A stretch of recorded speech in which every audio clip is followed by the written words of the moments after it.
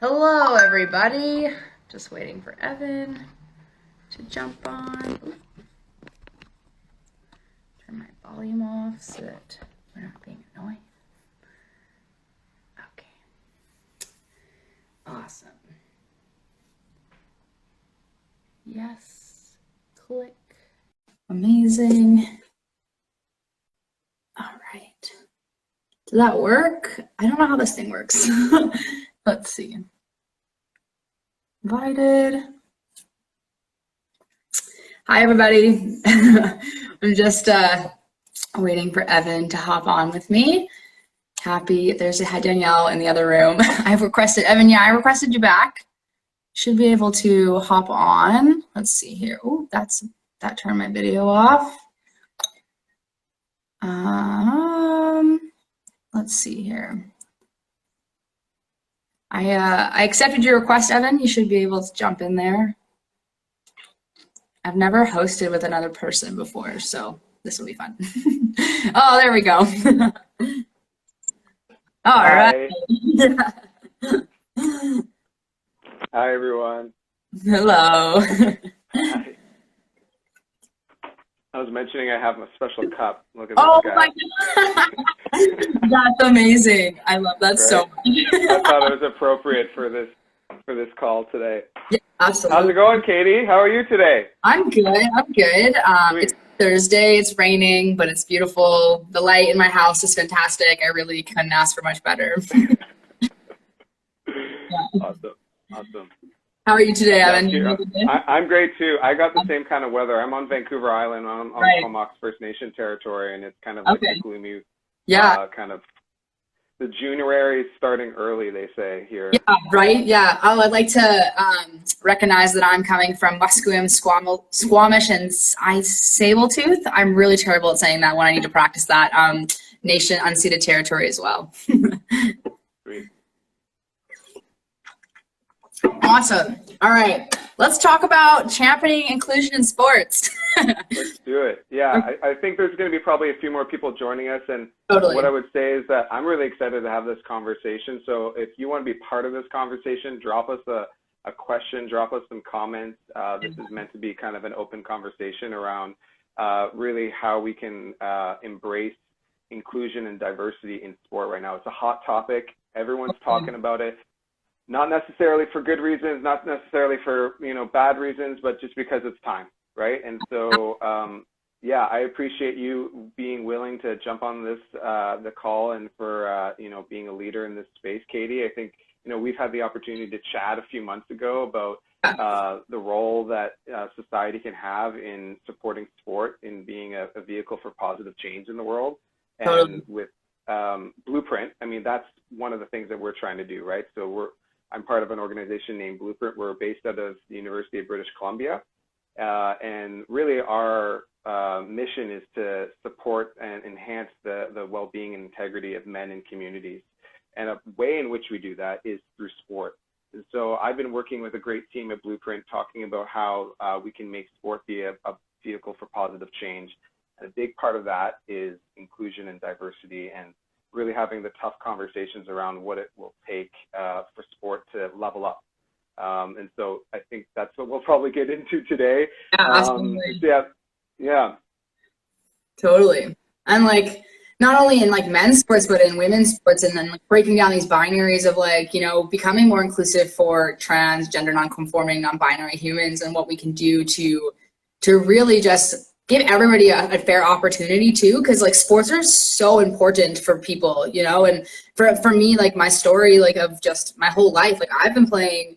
So I started playing softball when I was 7 years old. I turned 28 this year. I've been playing for over 20 years now, which is wild to think about, and it has significantly impacted my life. It has made me who I am today in so many ways, right? And so how can we uplift people, and what does that look like? So. Yeah, I mean, that's one of your followers probably know a little bit about your story, but I'm really curious if you can start us off with maybe just sharing a little bit about how you came into sport, what your journey was like through sport, the way that sport impacted you as a human being. Sure. Yeah, I'd love to hear. I know that you said you grew up in Florida, right? Yeah, that's right. So I'm Canadian by birth, but moved to the States when I was 3 and started playing softball when I played baseball first actually. So I played what they called machine pitch, which was like the in-between like T-ball and actual kids throwing baseballs at you. And it was like where the coach put the ball in and kind of hucked it. And I was one of 2, let's say, females, but I'm going to use the word AFAB, which essentially that term is assigned female at birth. So one of 2 AFAB like kids on the team. And and then when I was 7, I had to switch over to softball because that's how that works. It's like once you get to a certain point in playing baseball and you are a girl, they make you go play softball because that's how it is, right? Baseball is for boys and softball is for girls, and I'm putting this all in air quotations because that's the whole point of this conversation, right? So yeah, and then I played like competitive high level travel balls, what we called it, or I think they call that like rec ball, like rec league, or there's a word for it here in BC that's a little bit rep. That's what it is, like a rep. Yeah, but we called it just travel ball, and so I played like really high level, like up until. Well, I started more like when I was like 10, 14 years old, like in between that time. And then when I was like 13, 14 years old, I kind of made the decision that I was going to try and play college softball. And so I kind of started training for that at 13 years old, if you can imagine, like a 13-year-old being like, yeah, I'm going to be an Olympian, basically. And that was like the goal for me. And so as I continued through my journey, into high school, I played varsity level sports, and then I was also playing travel ball, and I was playing softball 6-7 days a week sometimes. It was pretty crazy. And then I was super fortunate to receive a full ride scholarship to a state college in Florida, Daytona State College, right out of high school. And what that is it's a junior college though. So their sports programs are only 2 years long, and then you transfer into a 4-year long program. So I did my 2 years at Daytona. It was wonderful and amazing. And then my parents moved to Canada while I was still in university, and I decided that I wanted to be closer to them. So I started looking at schools. Yeah, I was looking at schools in like the Pacific Northwest, so like Idaho, Washington, a couple other places. But SFU really spoke to me because it's actually the only Canadian school in the NCAA. For me, it was important for my career. I really wanted to play in the NCAA. That was like something that felt good to me. And so there's different sanctions within obviously college sports. The NCAA might not make sense to everybody, but it's like the higher level of sports sanctions for college. And yeah, so then I decided to transfer to SFU, and now I'm stuck in Vancouver. I just never left. And I still play sports. I didn't finish my career at SFU. I decided that school wasn't really the route that I wanted to be a part of anymore. But super fortunate that I have been able to continue playing the sport that I love through different ways. I play in a queer league here in Vancouver called the Mabel League. And it's super fun. It's just a bunch of queers playing orthodox softball, and it's absolutely ridiculous. It's so much fun. I love colorful. It's very colorful. Absolutely. Do you play by the same rules? Do you guys play by the same rules? Yeah, it's the same game of softball. It's just not a full windmill pitch. It's a half windmill, right?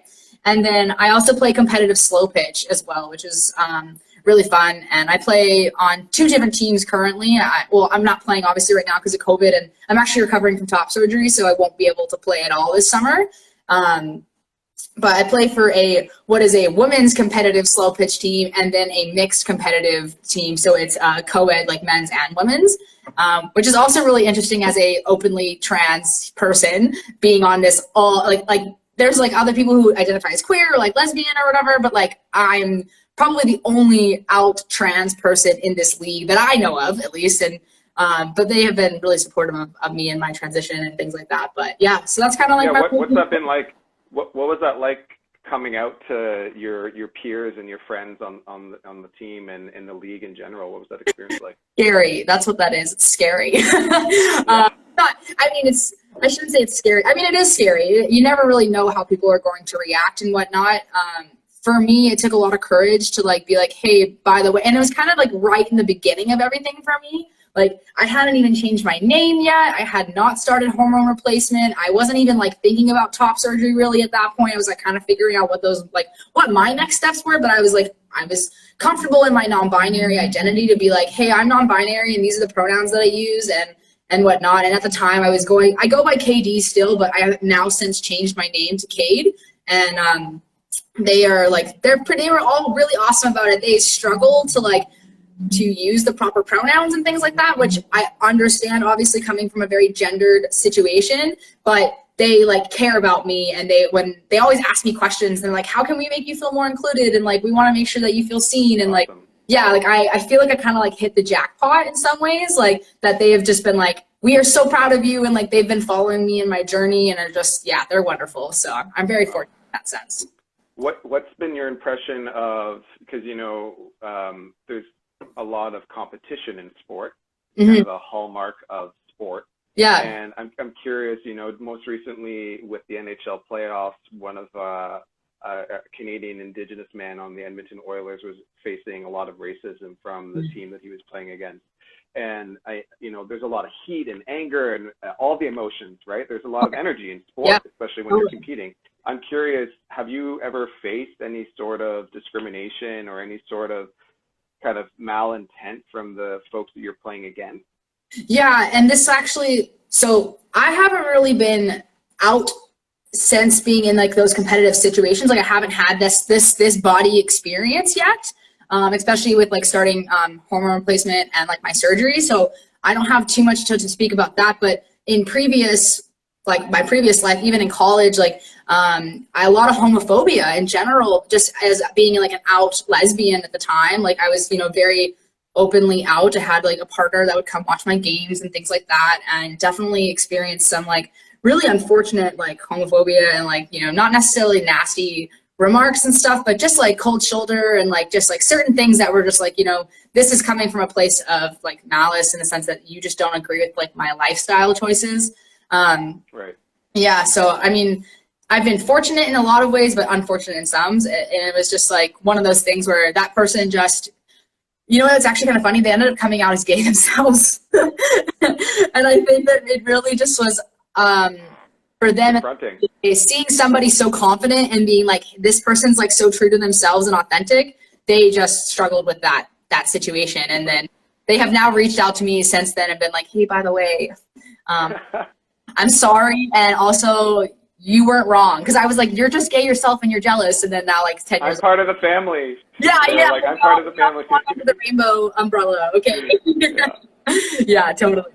But so in those circumstances, right? I'm curious, SFU, you played at, the State University in America. What was the institution, what was the impact of the institution's rules and policies, even back then when I heard you say you were identifying as a lesbian back then? How were the coaches? How did you experience the institution of sport within universities?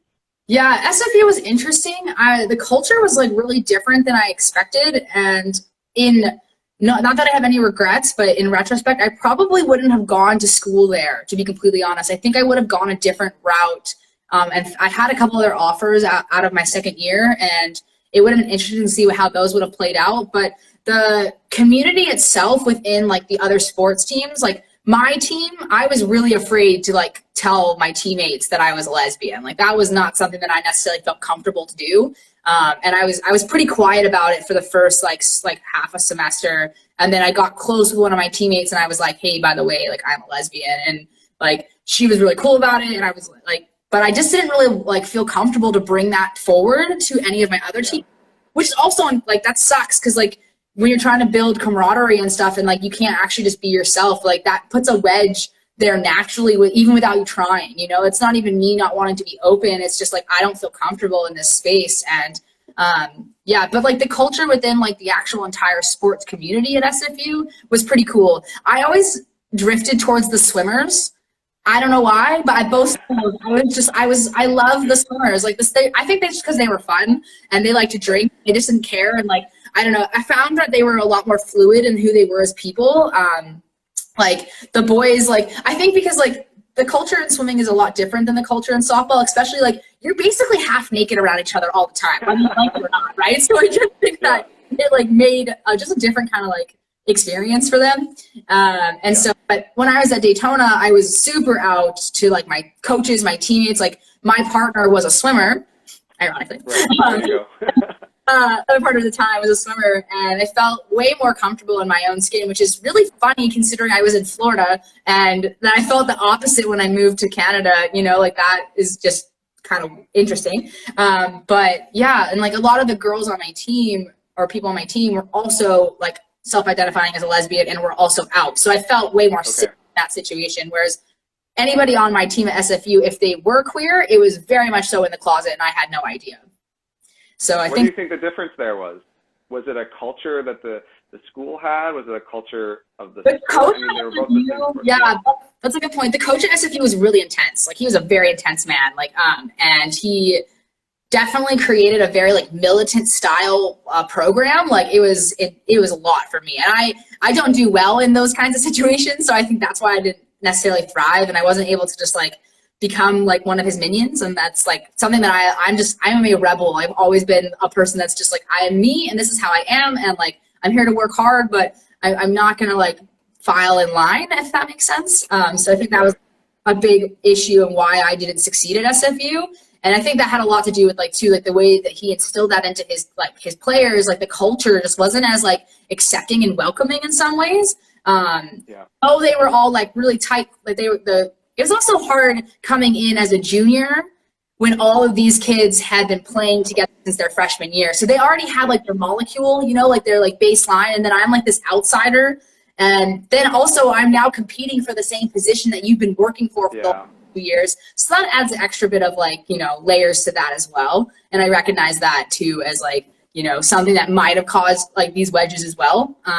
But yeah, I don't think like I don't know. It was just different. It was so different. The two schools were totally different.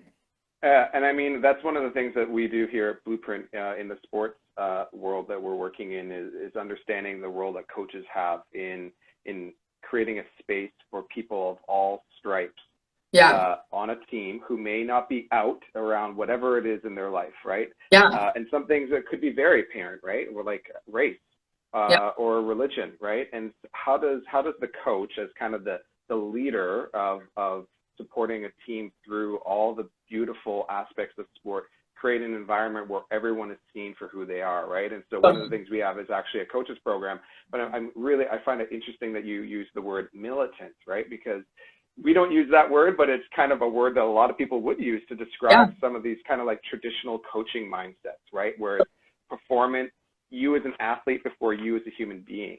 Mm-hmm. And I'm curious to know what your experience was like as an elite competitive athlete. Did you feel that the sport of softball and your coaches looked at you as a human being before you were an athlete, or looked at you as really an athlete that is meant to compete to win? I think at Daytona, my coach tried to be that person who was like, you are a person and like you matter. And I was just not in a place to receive that personally. I think I was in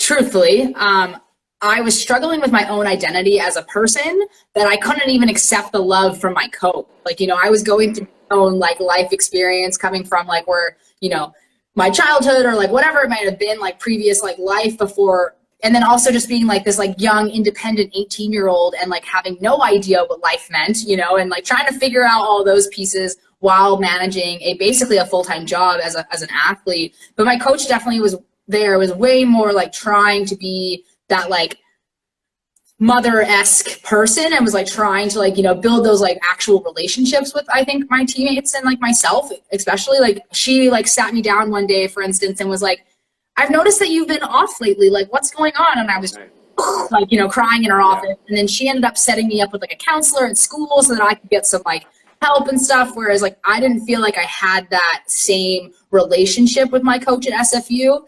And maybe it has something to do with the fact that I struggle to relate to cis men, and maybe that was part of it. But he also was just like a very intense person. And there's like many, many layers to all of that. And like, if I had the consciousness I have now when I was in college sports, my career probably would have ended up a lot different, but that is life. That's how we do. We learn and we grow and we continue on. So I think in my experience, it felt way more like I was an athlete before a person at SFU, and just the way that he like would speak and treat people, sometimes it wasn't necessarily the best, but at the same time, I also know that inherently like he did care. It just wasn't like, it just, the bond wasn't there for me with him at all. So can I ask, was your coach, how did your coach in Daytona identify as? I had two women coaches. I had two female coaches. Yeah. And they both played actually at Daytona, and both transferred to, one of them played at FAMU, which is one of the most historical Black colleges in the South, which is, so it's Florida Agriculture and something university, I can't remember. And then the other one played at the other historic Black college called Bethune-Cookman, which was also in Daytona. So they both played at high level sports as well. And yeah, the head coach was the one person who was like the person who sat me down and put me in counseling. And then the other coach, her and I were really close actually. She was like, when my parents moved to Florida, she was like basically like my mom, like in a way, like while my parents were moving away, I was like super fortunate to have that relationship with her. And she was really, really supportive of me. Again, I didn't have the skills or the tools or the language to be like, I need help with this, or like whatever it may have been, right? So, yeah. Yeah. I'm just going to take a pause for the folks that are just joining us. Drop us a line if you have a question for Kaide or myself around championing inclusion in sports. Feel free to comment or leave us a question. You know, it was really great hearing a little bit around how you came up through sport and your experience as you kind of evolved as a human being, around how you understood yourself. I'm really curious your thoughts more broadly. You know, we're seeing in some sports in Canada a decline in registration and a decline in participation as a result of this kind of like hegemonic masculinity, the norms of masculinity being imposed on sport and being really rigid and not very open and inclusive. Yeah. You know, hockey is kind of the, you know, people think of Canada, they think of hockey, and hockey's having a crisis right now in this country as a result of declining registration of youth. You know, youth aren't saying, I want to go play hockey, because a lot of youth, what we're hearing is they don't really see themselves in hockey, in the way in which hockey is kind of been demonstrated out in popular media and in the culture itself, right? And then most recently there was a Angus Reid poll that really just reinforced what we already knew, which is people that played, male athletes, male identifying folks who played hockey themselves referred back to the culture of hockey as being misogynistic, as being racist, as being homophobic. And then folks that watched hockey growing up, they also reported the same thing. So I'm really curious, you know, from your perspective, you know, how does sports culture impact athlete well-being, and more in particular, how do you think that it impacts athlete well-being, like from children that are growing up in the sport, and then, you know, maybe if they are going onwards to elite sports or competitive sports? Totally. I think there's, you know, in all things, there are good and not necessarily good and bad, but there are like two sides to every story, right? So like there's a lot of really good things that sports instill in us as human beings, like, you know, discipline and like, you know, loyalty and respect and like hard work and all those things, resilience, integrity. And then the other hand of it is like, yeah, inherently like within these systems that we're operating, they're so binary, so it doesn't make it inclusive for trans youth. There's like systemic oppression and like racism that causes like people of color to not feel comfortable in these spaces. And also like the inherent privilege that it takes to be able to play sports on a money layer, right? Like it's expensive. Like I'm one of 4 children, and all of my brothers and I have played high level sports. My dad probably collectively has spent hundreds of thousands of dollars on equipment, traveling, et cetera, et cetera. And how he did it, I still don't understand. But you know, so we look at that, and then also just the layers of like the way our culture is inherently built is that like, yeah, it is like there's a lot of misogyny within sport, not just in male sport, but in women's sport too. Like that trickle down kind of, it goes both ways, especially I think there's like a little layer of like queer misogynistic like aspects that come along with that too. But I think that it turns a lot of kids away from that, because then when they're trying to learn something new, and then you've got these other kids who are like, you know, there's a lot of like, how do I put this? There's like kids when they're young, like if you are like already talented and you're just like happen to be really good at sports, and like there's like those kids that like I always used to hate these kids. They would just like show up to practice, like they wouldn't try hard. They'd like fuck around all practice or whatever, you know, and then you're like busting you're like working so hard, and then you get to a game and they would just like perform so well, and you're just like, wow, I suck. But like you don't suck. It's just how sports work, and that's just, you know, talent and hard work aren't necessarily in the same realm. So I think the culture around, you know, I don't really know a lot about hockey, to be completely honest. I grew up in the Sunshine State. We didn't play hockey, but I can imagine that like the same issues of like, you know, hazing or like not being inclusive, or we live in a society where instead of lifting people up, we tend to tear people down.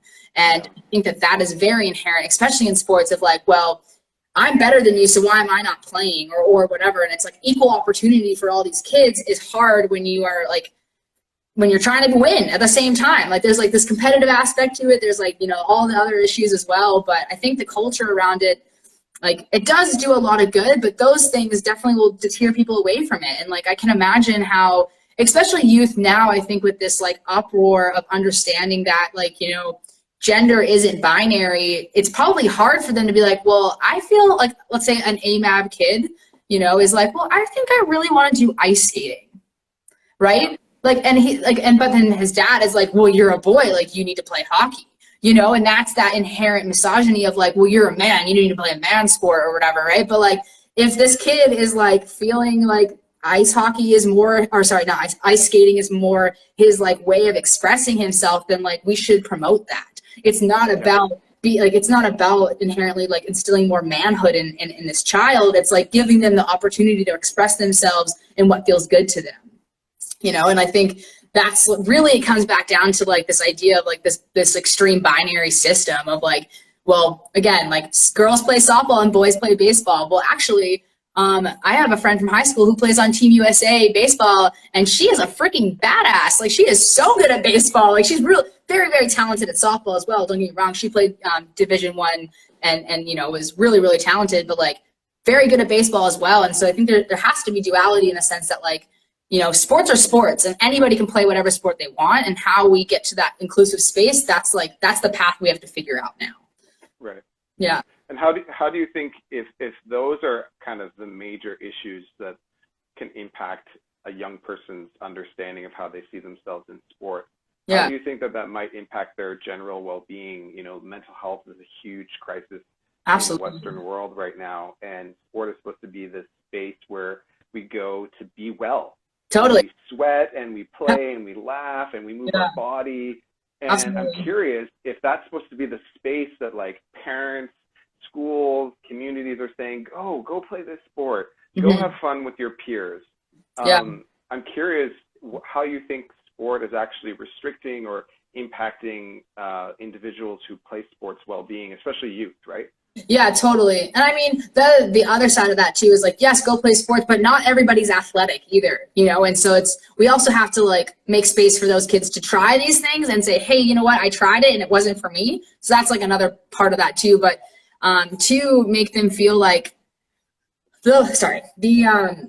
the aftermath of sports, in the sense that you've met someone not feeling belong, I can imagine makes them feel ostracized, and it makes them feel different. Like, well, all of my peers really like this thing, but it doesn't feel good to me. So like, now am I just different, or am I like, does that make me weird, or like, what does that, like, I can imagine at like 8 years old, if I felt like I fit into something, it just makes you feel different, you know?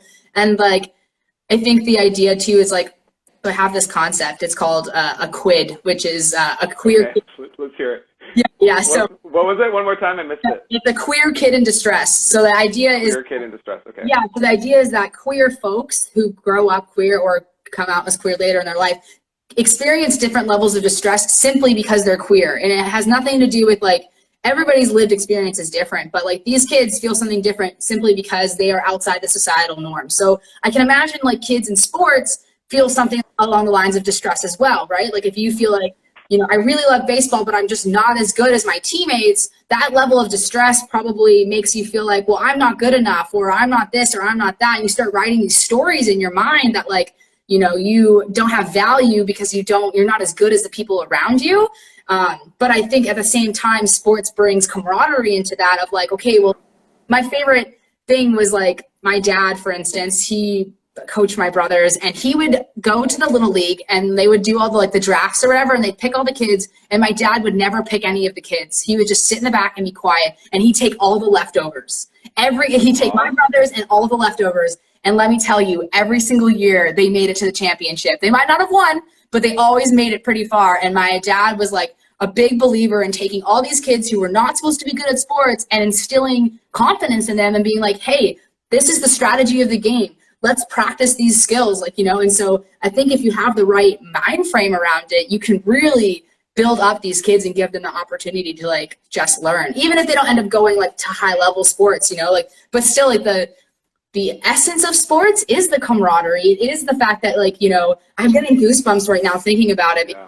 I miss that, like the like getting on the field with your 8 like best friends basically, and just going out there and playing the sport and having the best time. And you know, it's just that adrenaline rush that's like, it's addicting. It's very addicting, and I miss it a lot.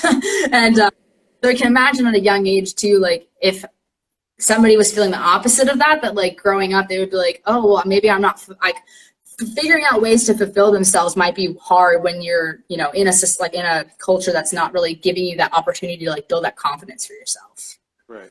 Yeah. And I mean, I grew up playing lots of sports, and hockey was my main one. And one of the things that I experienced in the locker room was, you know, there was a lot of bullying and hazing and a lot of homophobia, misogyny happening. And this, can you still hear me? Oh. This was kind of within the pretenses of like, you're just like making fun of your buddy on your team, right? And I'm kind of curious, you know, I know how that made me feel, yeah. But I'm kind of curious around how you think that might kind of screw with someone, like a young kid's mind, right? When they're supposed to be like a safe space with their teammates. Yeah. And even though their teammates are doing it, you know, under this idea of like, oh, we're just bugging each other, you know, and especially in elite sports, you're spending so much time with each other, right? You're traveling, you're on buses, you're on flights, you're going to and you're staying in hotel rooms. There's a lot of deep, intimate connection that happens, right? Like these are your brothers and sisters, these are your siblings for a short period of time, you know, and I'm curious, you know, how you think some of that, because kids can be mean sometimes, right?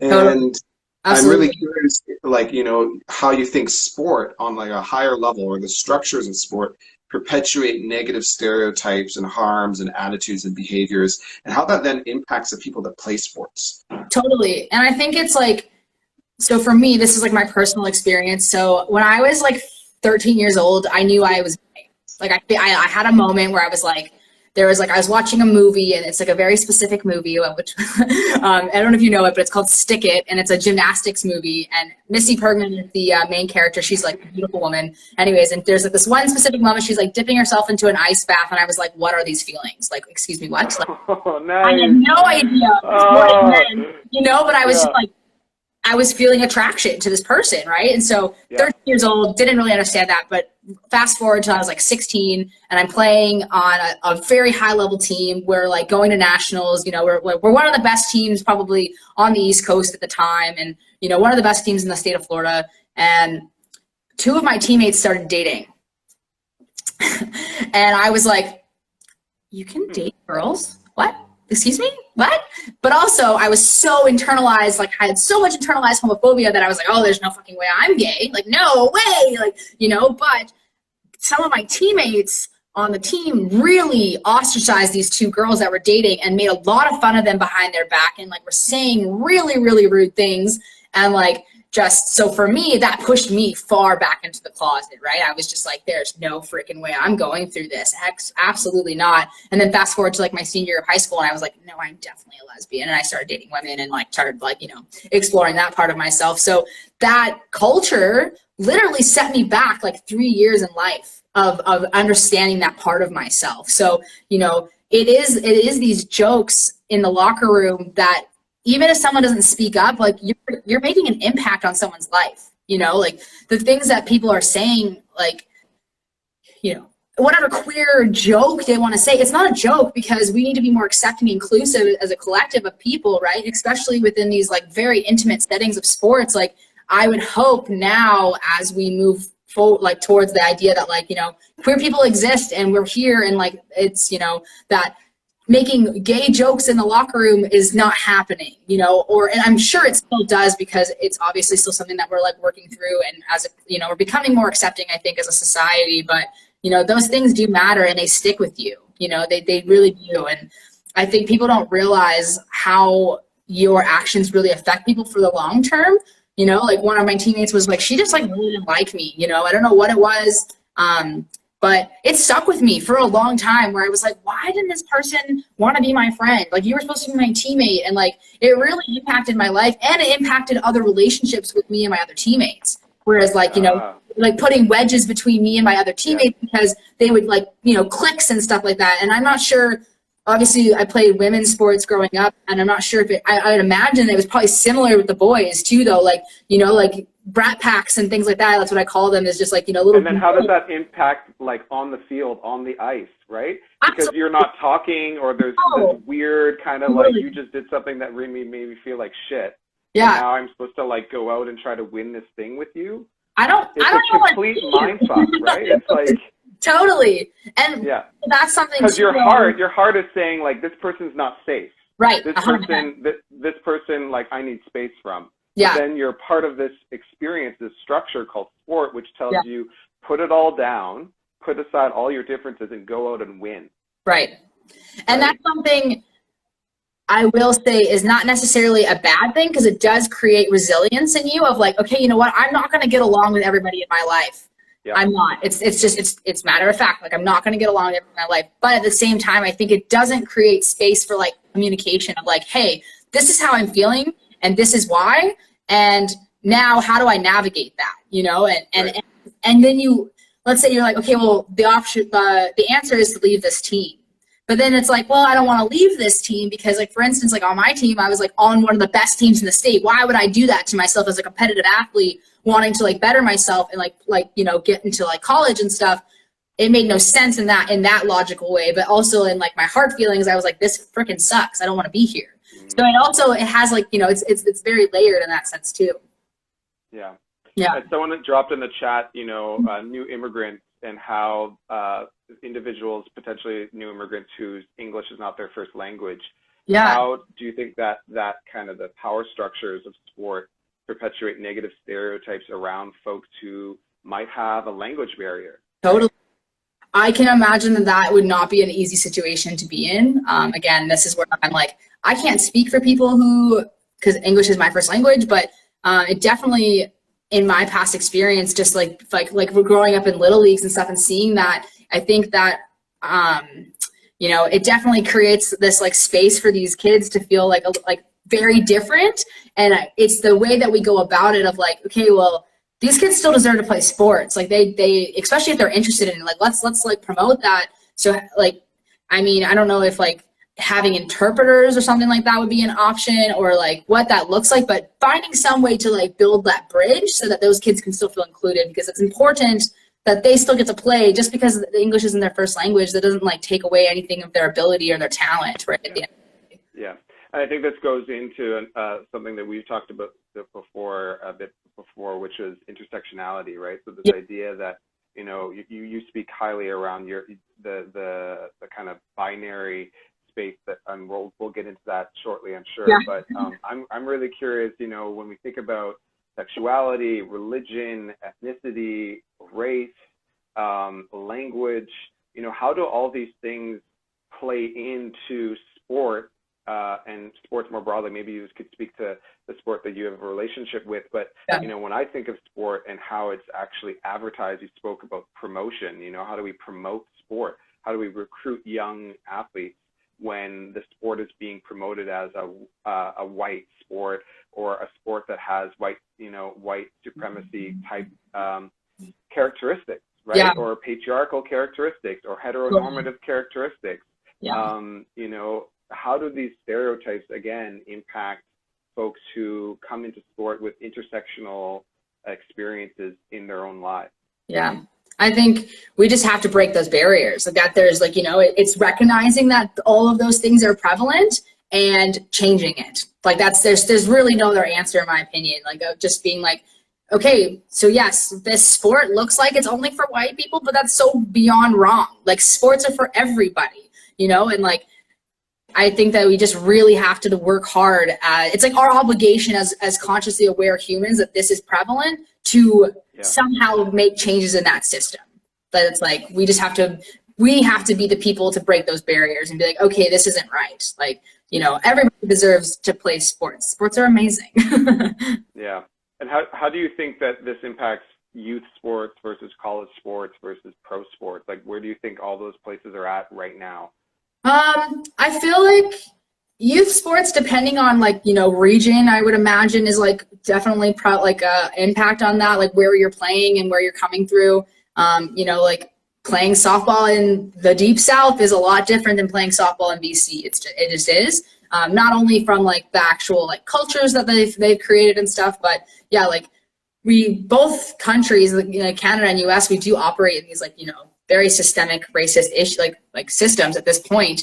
But I think for youth, like I would, be hopeful that there's becoming more inclusion in that and like more understanding. And then like when you move into like college and stuff, you know, it's hard because I feel like college is like the one way that a lot of kids who are really good at sports have that opportunity to go, right? Like for me, the only way I was going to go to college was if I played softball. If I didn't play softball in college, I would never have gone to school.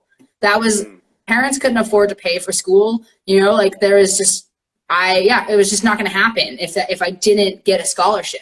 And so I can imagine that other folks, whether they're, you know, queer or BIPOC or whatever, also felt similar things, that the only way they were going to get an education was through sport, which I think is amazing that there's this opportunity for them to get paid to go to school. But at the same time, like, you know, it's such a competitive like situation. Like it's also like only like, I think the statistic is only 1% of high school athletes end up playing college sports, or like 5%, between 1% and 5%, which is like, think about how many high school softball teams there are across the country. Yeah. Only 1% to 5% of those kids actually end up going like on to the next level. And it's not for everybody, you know, but it does, I think, shed light on like the level of privilege that comes for that, like as well, you know? Yeah. Yeah. Lopez Shannon says college is built to work against each other, but work together simultaneously. Yeah. That's a very true point. Like, you know, you're all on this like weird, like you're making more money than I am technically. It's kind of like school. It's kind of like building you and getting you ready for work. You know, you're like, it's kind of like life. It's kind of like the world. More money than I do. So, but again, yeah, then it's also like this idea of like, okay, but like I have to do this with these people because this is, if I want to win and if I want to compete, I want to do these things, I still have to like show up and do the work and be a part of this, like this situation. Yeah. So with all that, you know, what are the barriers and the opportunities for change in sport? You know, where are we at? Where do we need to go? Yeah, so I think mainly it's operating and figuring out a way to break down the binary. We've completely erased intersex people from the face of the earth. Did you know that intersex people are just as often as a person who has red hair? Like the same percentage of people are intersex as they are ginger. Can you describe what intersex is for folks who may not know? Totally. So intersex folks are people who tend to be born with like different chromosomal makeup. So like we think that sex is binary in the sense that there's only like a female and a male sex, but there's not. There's like, so intersex people who might be somebody who has an extra chromosome like XXY, or, you know, so it shows up very different for different folks, like depending on the way that their body chemistry has been made up. But essentially it just means that like they are not just like within that binary of like XX or XY. Right. Yeah. We just have completely erased them from the face of the earth. Like there's intersex, you know, what is it? It's like sex change surgery. Like when a child is born, like parents can opt into, you know, picking the sex of their child essentially, which is, that's a whole nother conversation we won't get too into right now, but, you know, and so within the boundaries of sport, I think it is breaking down that binary. I think like money, obviously making sports more accessible, like money wise for people, like financially, there must be a way, you know, and I mean, there's lots of different people doing work around like, you know, donating gear and stuff like that, and like whatever that kind of looks like. But I know it's expensive, and I think that there has to be a way to make that more accessible to everybody, because the average person who is working a full-time job and has 2 kids probably can't afford to live their life and give their kids the opportunity to play sports. Like, it's just, and my dad did it with 4 kids, and I really do not get it. I just, to this day, I'm like, I'm budgeting as an adult, and I'm like, how the heck did he do this?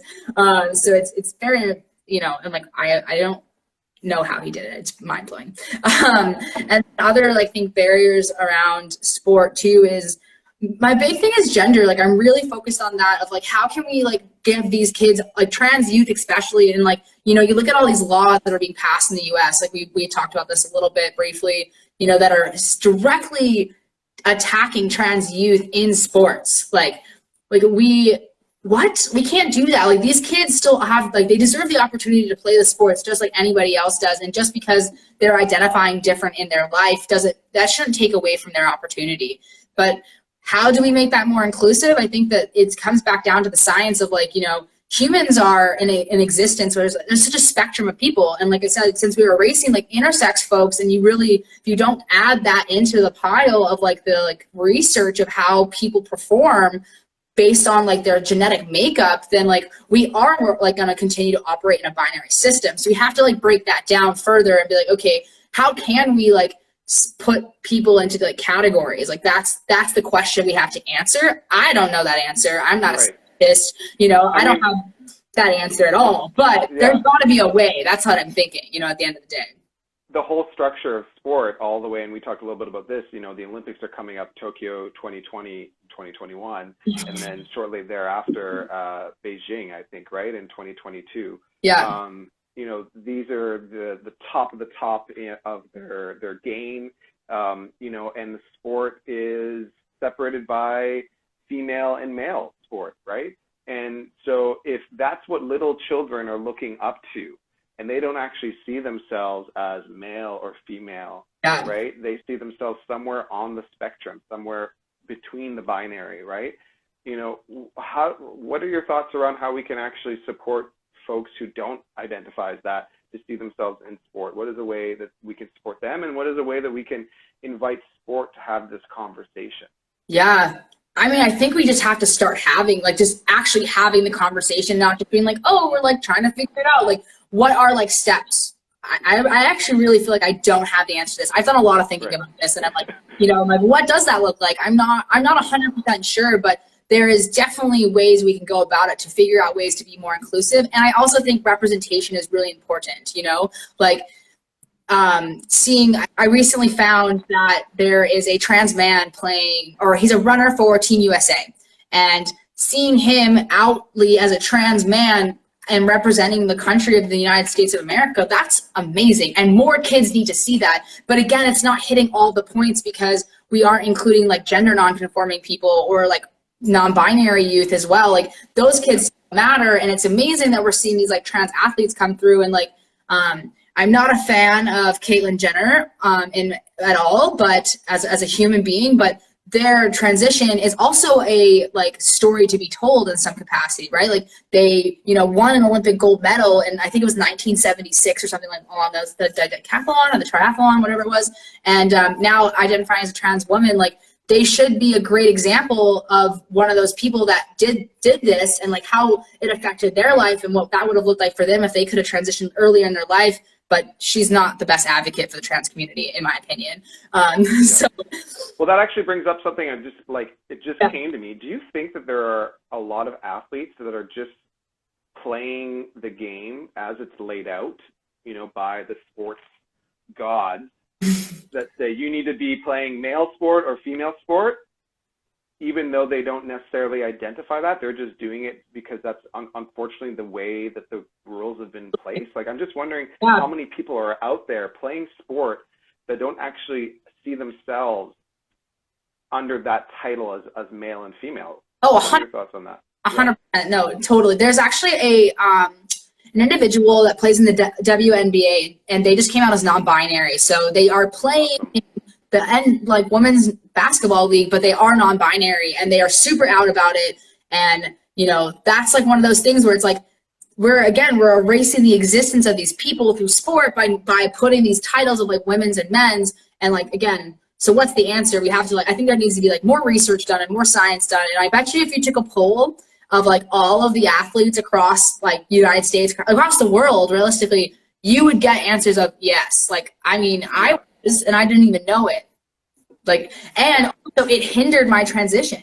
Like, I didn't transition until later in life because I wanted to play softball and it was the sport that I loved, and I didn't have the tools or the understanding to be like, oh, well, just because I don't identify with the body that I was born in or like the gender I was assigned at birth doesn't make me any less of an athlete, but because I have to play women's softball, I have to stay a woman. And that's like a part of my journey now into this like competitive slow pitch league is breaking that barrier and being like, I am a transmasculine human and I belong on this field. And like, where is my space? Because I need it. Because this is the sport I love. You know, not to put you on the spot, but you know, I'm curious to know, Kaide, looking back at that, you know, how do you think that impacted your relationship to yourself?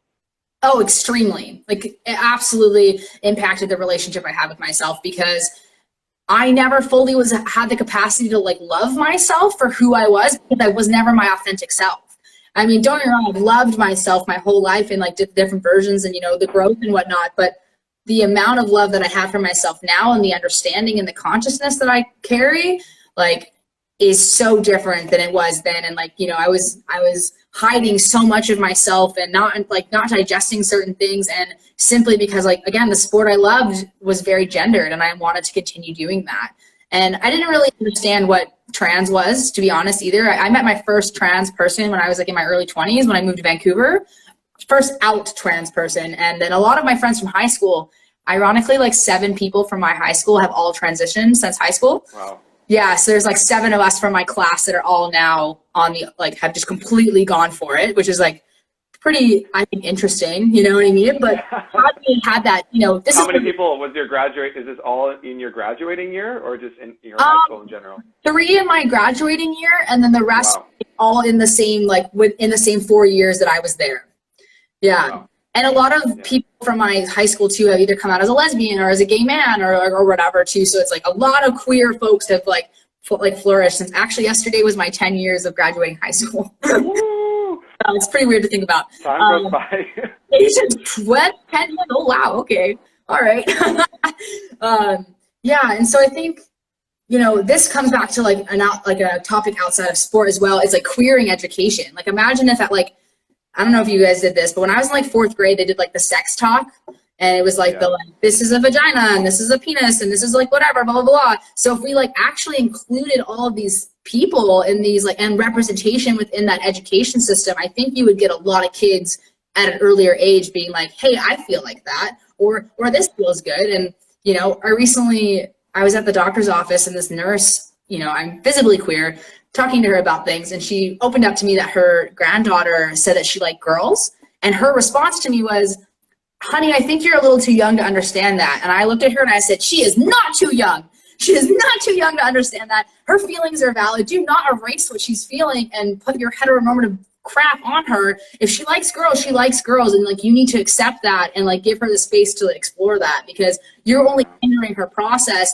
That is directly impacting the next like the rest of her life, you know, because if she thinks her grandma thinks that she can't be into girls, she's not going to come out to you or feel comfortable to talk to you about this as she grows up, you know. It's the same thing in sports. You know, if we continue to operate in these like homophobic like cultures, kids are going to have a hard time accepting themselves for who they are because they don't feel comfortable or safe in the space to do that. Right. Yeah. Yeah. I mean, you know, where do you see, you know, I'm hearing you say there's someone in the female basketball league, there's some trans athletes. And so, you know, there's people that are stepping up and that are coming out, and sport is having to react in many ways. Totally. So I'm curious, you know, in the few minutes we have left here, are there certain organizations or people that folks should be following if people are interested in being allies to this work? Where would you point them? Which direction would you point them into? The one person who I follow and I think has like amazing content, their tag is the Pink Manta Ray. Skylar is their name. They're the first openly trans man to compete in the NCAA as a swimmer. And they did their transition while in college. So I believe it was like their junior year, they started transitioning. And so when they first stepped into college sports, they swam as a woman. And then once they graduated, they swam as a man, which I think is like really cool. And they also post a lot of content about trans rights and, you know, things like that. So I definitely would push them towards him. Other than that, I honestly don't know if there's anybody actively doing work around this. Like, I know, like, obviously your company is like trying to like figure out ways that you guys can be more inclusive and stuff like that. But I don't know if anyone's like actually really talking about this in a very open, like public forum, to my knowledge, at least. I run a nonprofit called the Queer Community Collective, and we do a lot of work around inclusion, not necessarily towards sports, but inclusion in general. And our goal is to, you know, fill gaps and to start to build conscious communities within we're working mainly in like the Metro Vancouver area, but you know, I think, this is my, the person who just wrote is my other half to my nonprofit. They said, gender non-conforming folks have been playing gendered sports since the dawn of organized sports. We've always existed. It's just now it is the first time it's safe, which is totally valid. Like, nice. Yeah. I would agree with that big time. And like, but again, how do we break down these binaries and say, okay, like, instead of it just being like women and men's sports, like what are we even going to title that? I don't know, you know, like I don't have that answer, but there are ways that we can go about that. And I think it's just now lighting the fire and getting these conversations going. And, you know, like you said, something along the lines of like sports are having to react. We're now at a place where instead of being reactive, we need to be proactive. These people exist, trans people exist, non-binary people exist, and they need to be included. And especially for the youth, like especially for the kids, because the impact that is going to make on their lives, like in longevity wise, like it's important that we do it now for them. Because like they are the future of our generations, right? They are the future of sport and what our society is going to grow into. And if we don't instill these values into them now, then we're just gonna continue operating in this hamster wheel cycle of like not including them. Yeah, I like this comment too, because it really highlights the fact that you never actually really know someone's full story. No. Right? Until you create a space for their story to be heard and seen. Absolutely. Right? And that's true in all spheres of our lives, including sport. Yeah. So I mean, one of the things that I'm coming away from, first of all, the fact that there's the same percentage of ginger-haired individuals as there is intersex. Yeah.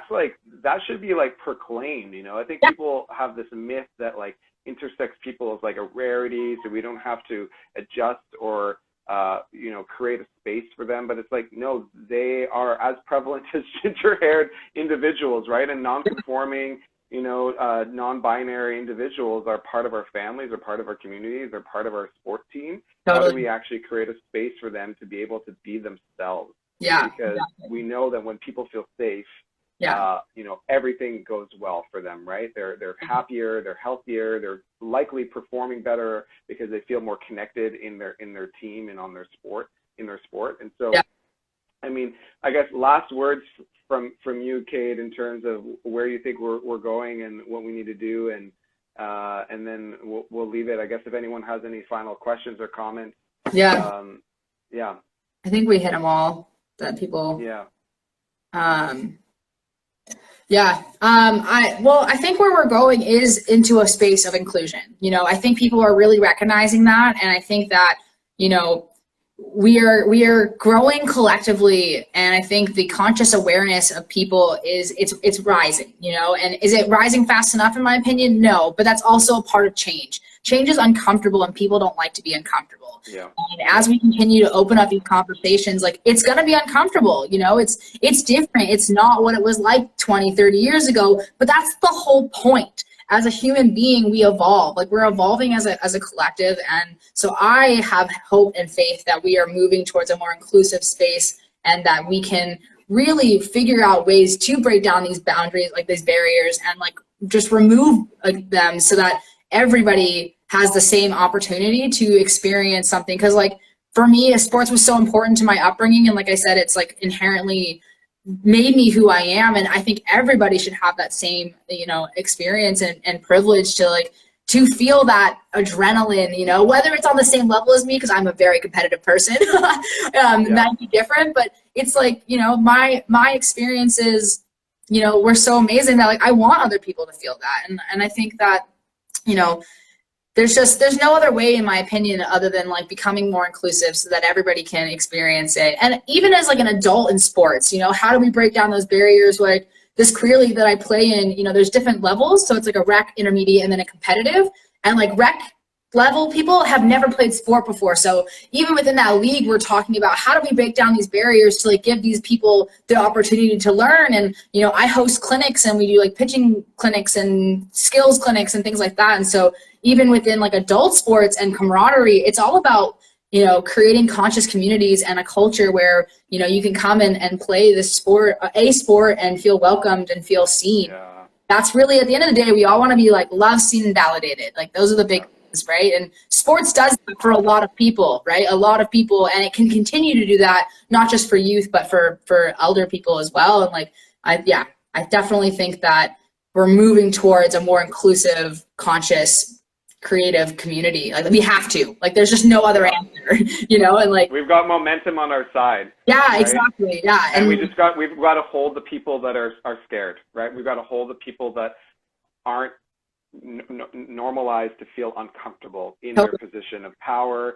of privilege, and what they've been grown accustomed to as normal, right? Because times aren't normal and things are changing, right? And so how do we bring everyone along for the ride and make everyone feel included and heard and seen in that? So, and I really think it comes down to too is keeping people accountable. Like you have to keep the people who are wanting to continue to operate in these oppressive systems accountable and say, well, you know what, that's not right. Like that's not okay. And it is speaking up. It takes courage to have these conversations, and I understand that, but it's like literally keeping these folks accountable for the actions that are causing these oppressive systems, like, and changing things. Someone asked me a question. They said, someone wrote something, sorry. Someone asked me the question is like, if I could change something tomorrow, what would it be? And I said, I would change the fact, whether it's like political, whether it's in sport, whatever it is that whatever group is being represented is actually being represented from somebody from that community. So if like, you know, like white. Who would have thought? Yeah, who would have thought so that? Simple. You know, like I have no right to speak out for BIPOC athletes. I don't know what that feels like. I can empathize with this person and understand that their experience is different than mine, but I have no expertise on that. And so if we could change anything, it would just be that, like, you know, talk to trans athletes. How can we, like not just myself, obviously, but like all of these trans athletes that are coming out, like collectively coming together and being like, these are the things that I felt, and this is how we can make the difference. You know, if my coach had sat me down and said, and asked me like, hey, like, tell me about yourself, and I felt comfortable to do so, my experience at college probably would have been different. Again, I didn't have the tools to communicate, but if we instill those things into youth, you know, and we give them the language to understand that too, like I probably would have transitioned way earlier in my life, like point blank, if I had the language. And so, but again, how that affected my sports life? If I had transitioned when I was like 12 or 13 years old, I probably wouldn't have been able to play in college because I don't play baseball. I play softball. Right. So then it's not that whole umbrella of how do we break down that barrier of the binary gender. Yeah. Awesome, said, thanks for having this courageous conversation. Let's all be loved, seen, and validated. Oh, thank you so much. Yeah. We're here for it. Yeah. that's a good comment to close up, I think. That's amazing. Yeah. So I guess for folks that follow Blueprint, how can we follow your journey? Kaide, where do we find you? Obviously the Instagram handle, but what else? Yeah. Totally. So the Rose Colored Boy is just like my personal Instagram. I kind of just like document my transition and do a little bit of activism work for the trans community. Again, like I said, I run a nonprofit called the Queer Community Collective. Pretty active on there, and we're building our little social media following there as well.